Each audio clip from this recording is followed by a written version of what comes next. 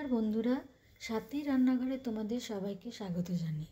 আজ আমি তোমাদের সঙ্গে শেয়ার করছি মাছের একটা নতুন ধরনের রান্না, যেটা তেল, রসুন, দই, কাঁচা লঙ্কা, শুকনো লঙ্কা বাটা দিয়ে বানিয়েছি। এটা একটা নতুন ধরনের ফিউশন রেসিপি মাছের। একই ধরনের মাছের থেকে একটু ভিন্ন স্বাদের রেসিপি। চলো দেখিনি এটা বানাতে আমাদের কী কী লাগবে। প্রথমেই শুকনো কড়াইয়ে রসুন, শুকনো লঙ্কা, কাঁচা লঙ্কা আর সাদা তিল হালকা করে রোস্ট করে নেব। হালকা করে রোস্ট করে নিয়ে এটা মিক্সিতে দিয়ে প্রথমে শুকনো অবস্থাতে এটা গুঁড়ো করে নেব।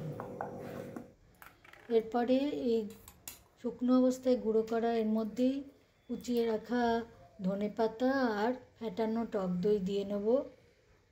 দিয়ে আবার ভালো করে এটা ব্লেন্ড করে নেব। তারপরে নুন হলুদ মাখানো রুই মাছের টুকরো সর্ষের তেল গরম করে হালকা করে দু পিঠ ভেজে তুলে নেব। ওই তেলেই কালো জিরে আর কাঁচা লঙ্কা ফোড়ন দিয়ে টমেটো কুচি দিয়ে অল্প নুন দিয়ে টমেটোটা গলে যাওয়া অবধি ভেজে নেব।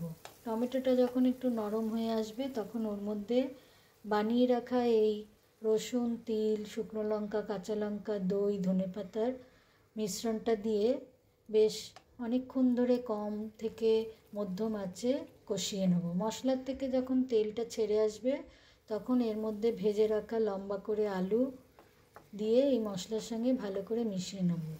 আলু এখানে না দিয়েও তোমরা করতে পারো।